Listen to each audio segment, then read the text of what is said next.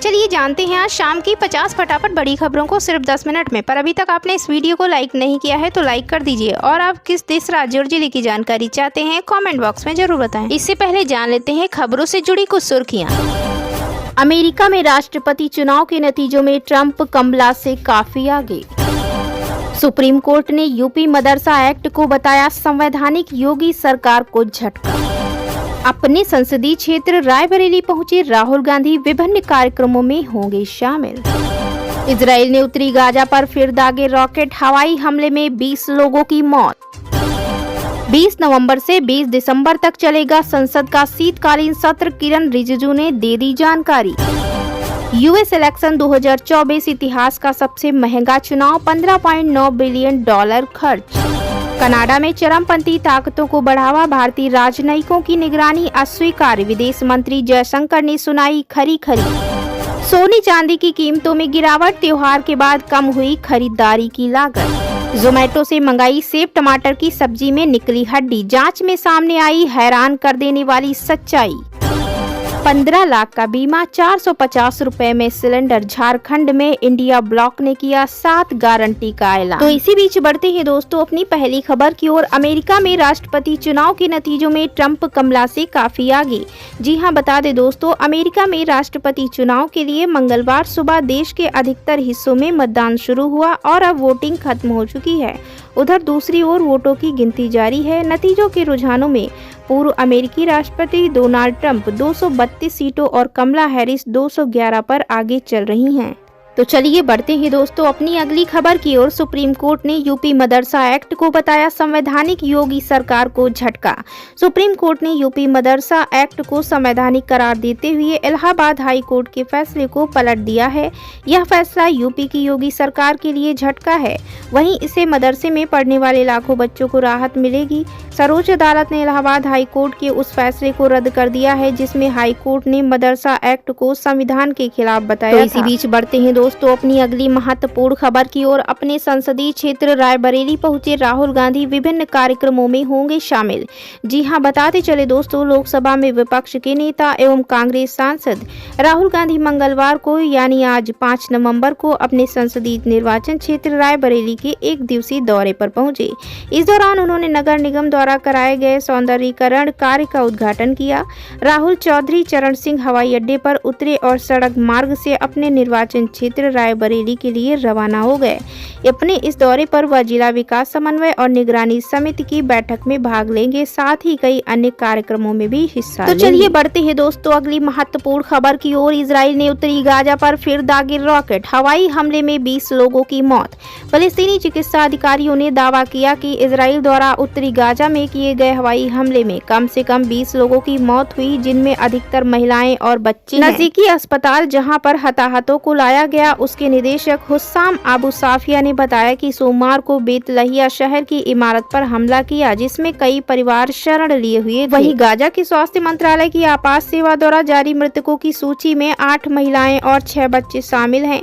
Israel की सेना की ओर से इस मामले में तत्काल कोई प्रतिक्रिया नहीं दी गई। इजराइल करीब 1 महीने से बड़े पैमाने पर उत्तरी गाजा को निशाना बना रहा है और उसने बेतलहिया, नजदीकी शहर बेत हुनान और शहरी जाबलिया शरणार्थी शिविर को पूरी तरह से खाली करने का आदेश दिया है और पिछले 1 महीने से लगभग न के बराबर मानवीय सहायता पहुंचाने की अनुमति दी है। दोस्तों अगली खबर की ओर। 25 नवंबर से 20 दिसंबर तक चलेगा संसद का शीतकालीन सत्र।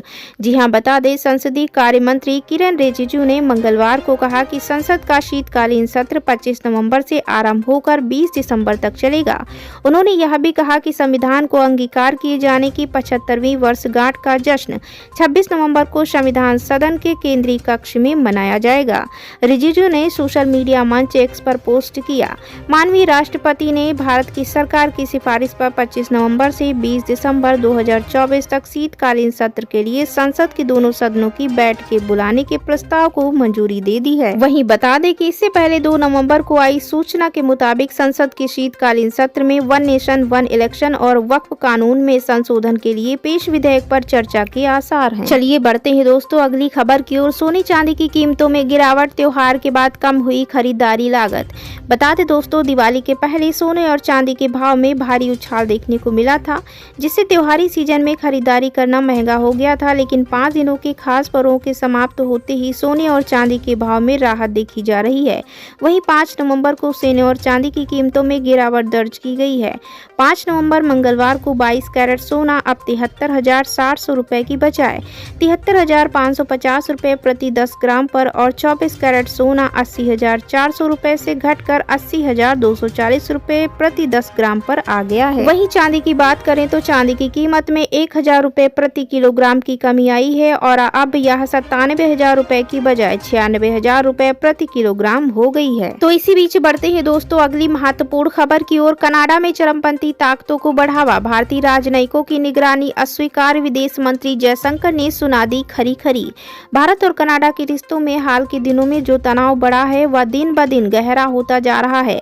वहीं हाल ही में भारत के विदेश मंत्री डॉक्टर एस जयशंकर ने कनाडा को कड़ा जवाब देते हुए कहा कि कनाडा में चरमपंथी ताकतों को राजनीतिक जगह मिल रही है और भारतीय राजनयिकों पर निगरानी रखना अस्वीकार्य है। उनके इस बयान से दोनों देशों के बीच कूटनीतिक रिश्तों में नया विवाद उत्पन्न किया है, जो पहले ही कई मुद्दों पर तनावपूर्ण चल रहे हैं। डॉक्टर एस जयशंकर ने कहा कि कनाडा ने एक पैटर्न बना लिया है जिसमें बिना किसी ठोस जानकारी या प्रमाण के भारत पर आरोप लगाए जाते हैं। उन्होंने यह भी कहा कि कनाडा के इस रवैये से भारत में भारी असंतोष है और यह कूटनीतिक दृष्टिकोण को गंभीरता से चुनौती देता है। चलिए बढ़ते हैं दोस्तों अगली खबर की ओर। जोमेटो से मंगाई सेब टमाटर की सब्जी में निकली हड्डी। बता दें दोस्तों, महाकाल की नगरी उज्जैन में एक हैरान कर देने वाला मामला सामने आया है। यहाँ एक शख्स ने जोमेटो से वेज खाना मंगवाया था, लेकिन पार्सल में नॉनवेज खाना निकला। यह घटना राजगढ़ ब्यावरा निवासी दवाई कंपनी के एमआर मनोज चंद्रवंशी के साथ। दरअसल मनोज कंपनी के काम से उज्जैन आए हुए थे और खाती समाज के मंदिर में ठहरे हुए थे। यहाँ उन्होंने मंगलवार दोपहर को भोजन के लिए जोमेटो से सेब टमाटर की सब्जी मंगवाई। यह सब्जी हरी फाटक ब्रिज के पास स्थित होटल नसीब से मंगवाई गई। पार्सल आने के बाद जब मनोज खाना खाने के लिए बैठे तो उन्हें सब्जी में हड्डी के टुकड़े मिले। तत्काल उन्होंने संबंधित थाना नीलगंगा पहुंचकर शिकायत की।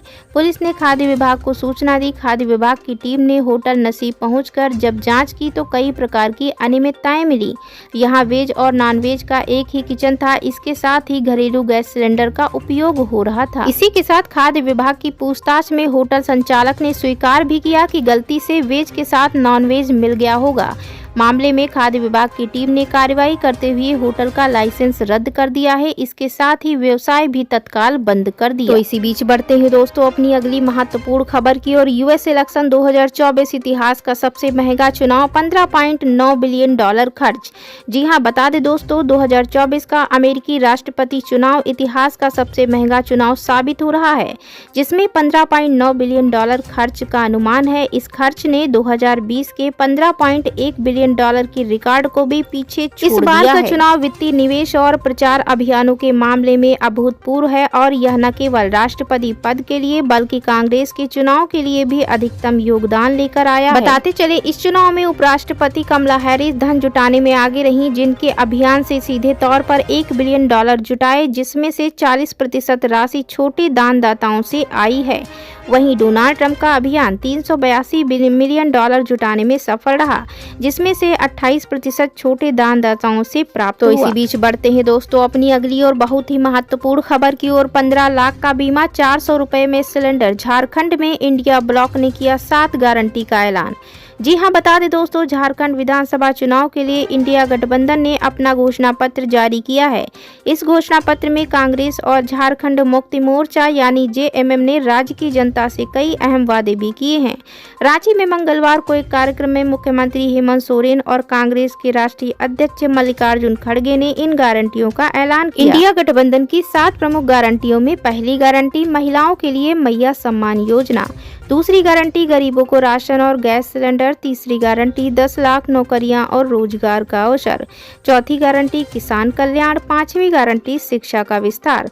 छठी गारंटी 1932 आधारित खतियान पर स्थानीयता नीति। सातवीं गारंटी सामाजिक न्याय और आरक्षण शामिल है। वहीं बता दें दोस्तों, गठबंधन ने राज्य में औद्योगिक और शैक्षिक ढांचे को मजबूत करने के लिए कई योजनाएं बनाई हैं, जैसे कि इंजीनियरिंग और मेडिकल कॉलेज की स्थापना और औद्योगिक पार्कों का निर्माण। इन कदमों से राज्य में रोजगार के अवसर बढ़ेंगे और आर्थिक विकास को बढ़ावा भी मिलेगा। इस घोषणा पत्र से यह स्पष्ट हो गया है कि इंडिया गठबंधन राज्य में विकास, सामाजिक न्याय और महिला सशक्तिकरण के लिए प्रतिबद्ध है।